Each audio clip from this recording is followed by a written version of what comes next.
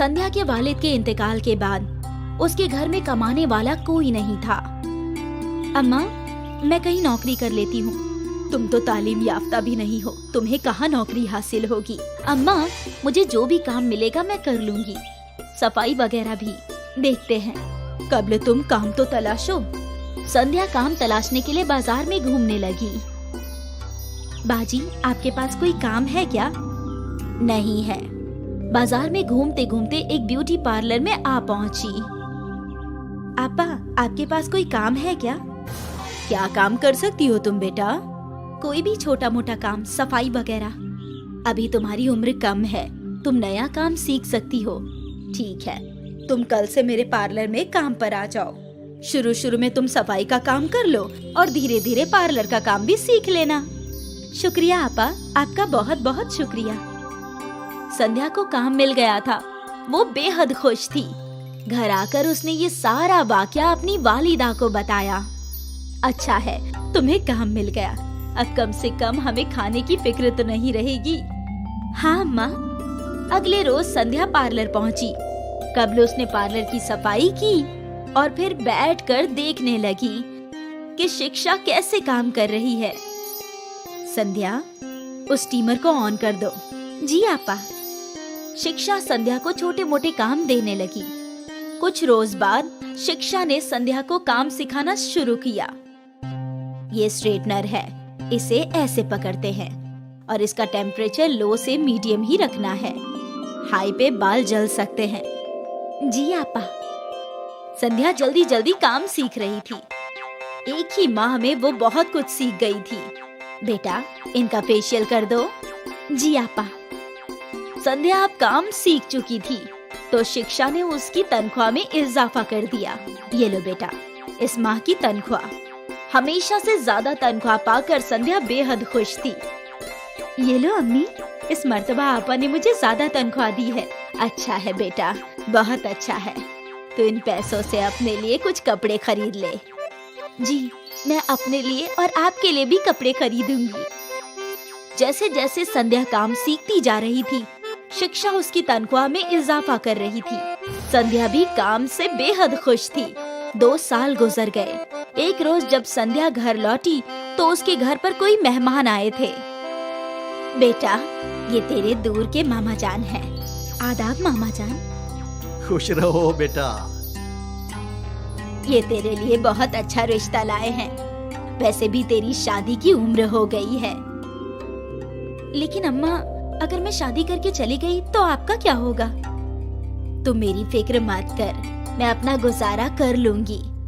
तेरे वालिद यहाँ होते तो अब तक तुम्हारी शादी हो चुकी होती। तेरे लिए अच्छा रिश्ता आया है, बस तू इससे इनकार मत कर। संध्या ने सोचा और फिर अपनी वालिदा की शक्ल देखकर राजी हो गई। मुकेश एक फैक्ट्री में मुलाजमत करता है। 12,000 रुपये तनख्वाह है उसकी। संध्या को कोई कमी नहीं होने देगा बाजी। ठीक है, आप रिश्ते की बात कीजिए। कुछ रोज बाद संध्या को देखने मुकेश और उसके कुछ रिश्तेदार आए। बहन जी, मुकेश के वालिदैन को गुजरे तो सालों हो गए हैं। मैं इसकी मौसी हूँ, मैं ही इसका ख्याल रखती हूँ। मुकेश के पास अपना घर है और अच्छी नौकरी भी है। आपको रिश्ता मंजूर हो तो मुहूर्त देखते हैं। हमें मंजूर है। सब खुश थे। मुकेश और संध्या की शादी का मुहूर्त निकला था और कुछ माह बाद दोनों की शादी भी हो गई। शुरू में सब कुछ ठीक था। मुकेश संध्या का बहुत ख्याल रखता था। आज आपके लिए क्या बनाऊं? आज तो इतवार है, आज मैं खाना बनाऊंगा। आप बनाएंगे? हाँ, मैं सालों से खाना बना रहा हूँ। मुझे सब कुछ आता है, तुम आराम फरमाओ। संध्या खुश थी कि उसे इतना अच्छा शौहर मिला है। उसकी खुशी दोगुनी हो गई जब उसे इल्म हुआ कि वो हामिला है। कुछ माह गुजर गए और एक रोज मुकेश शराब पीकर घर आया। आपने शराब पी रखी है? हाँ, वो आज मेरे दोस्त की सालगिरह थी, उसने थोड़ी सी पिला दी। संध्या को मुकेश का शराब पीना अच्छा नहीं लगा। फिर तो ये रोज का हो गया था। मुकेश हर रोज शराब पीकर ही घर आता था और अब मुकेश और संध्या में अनबन होने लगी थी। आपको इतनी शराब नहीं पीनी चाहिए। मैं अपने पैसों से पीता हूँ, तू कौन होती है मुझे नसीहत देने वाली? मुकेश ने गुस्से में संध्या को तमाचा मार दिया। संध्या हामिला थी, लेकिन मुकेश उसे रोज मारा करता था। 4 माह बाद संध्या ने घर छोड़ दिया और अपने मायके चली गई। उसने रोते हुए अपनी वालिदा को सब कुछ बता दिया। अम्मा, अब तुम ही बताओ मैं क्या करूं? तेरी बेहतरी के लिए तेरी शादी की थी। मुझे क्या इल्म था कि तेरे साथ ये सब होगा बेटी। मुझे माफ कर दो। तुम अब उस शैतान के पास मत जाना, यहीं रह जाओ। संध्या अपनी वालिदा के घर ही रुक गई। अगले रोज दोनों माँ बेटी गुफ्तगू कर रही थी। अम्मा, मैं सोच रही हूँ कि पार्लर की नौकरी फिर से ज्वाइन कर लूँ। नहीं बेटा, इस हालत में तुम नौकरी पर कैसे जाओगी? मैं ही कोई काम तलाश लेती हूँ। तभी संध्या को एक तरकीब सूझी।